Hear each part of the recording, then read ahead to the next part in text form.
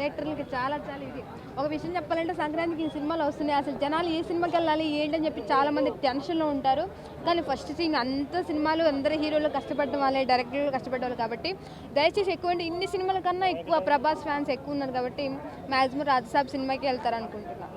అది ఎందుకంటే ప్రభాస్కి ఎప్పుడైనా సరే ఏ సినిమా తీసినా కంపల్సరీ ఫ్యాన్స్ ఎక్కువ వెళ్తారు. అండ్ డైలాగ్సే కానీ యాక్టింగ్ ఉన్న పర్సన్ మెయిన్ యూత్ అబ్బా, యూత్ ఎక్కువ ఎంకరేజ్ చేస్తారు ప్రభాస్కి. కంపల్సరీ రాజసాబ్కి ఎక్కువ కలెక్షన్ వస్తుంది, థియేటర్ నిండిపోద్ది అనుకుంటున్నా.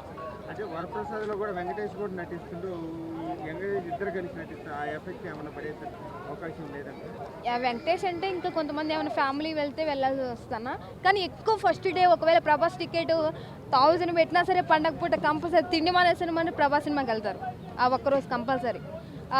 అంటే అట్లానే మాస్ మహారాజా రవితేజ కూడా అదే అన్న, రవితేజ కానీ వెంకటేష్ కానీ చిరంజీవి ఏ వచ్చినా సరే ఫస్ట్ కేటాయించేది మాత్రం యూత్ ప్రభాస్ అనికి సినిమాకి వెళ్తారు పక్కాది. ఫస్ట్ థింగ్ ఏంటంటే దయచేసి అందరూ సినిమా హీరోలే డైరెక్ట్లే కష్టపడ్డ వాళ్ళు ఎవరైనా మ్యాక్సిమం ఏంటంటే టికెట్లు ఎంత తక్కువనే ఇంకా తగ్గుతాయి కాబట్టి అందరు సినిమాకి వెళ్ళాలి. మనం ఇండస్ట్రీలో ఉంటాం కాబట్టి అందరి హీరోలను సపోర్ట్ చేయాలి. మెయిన్లీ అంటే ప్రభాస్ సినిమాకి ఎక్కువ వెళ్తాను, నేనే వెళ్తాను అంతే.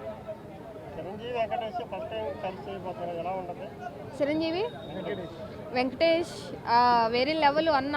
చిరంజీవి మాత్రం ఆయన తోపు, అసలు ఇండస్ట్రీనే దడలాడిస్తున్నాడు కదా చిరంజీవి. వెంకటేష్ కూడా మంచి కామెడీ అనే డాన్సర్ కాబట్టి ఓకే. కానీ ఏంటంటే వీళ్ళిద్దరు ఎంత కాంబినేషన్ వచ్చినా ప్రభాస్ మించింది ఏది లేదన్న. ప్రభాస్తో సినిమా హిట్ అవుతుంది పక్క అంతే.